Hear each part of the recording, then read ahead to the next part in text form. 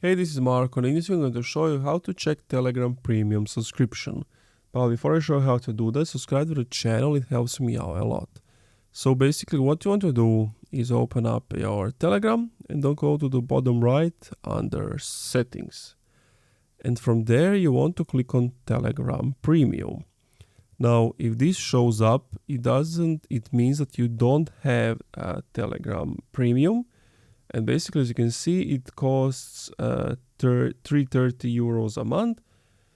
No, a year, but you have to pay 40 euros instantly, or it's 6 euros per month.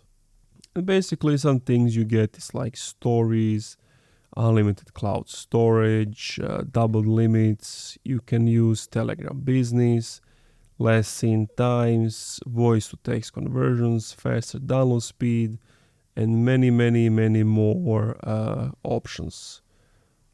So if you think you need it, go here, click subscribe, pay it, and you will have it. And that's it. Thank you for watching this video. If you enjoyed, leave a like, comment, subscribe.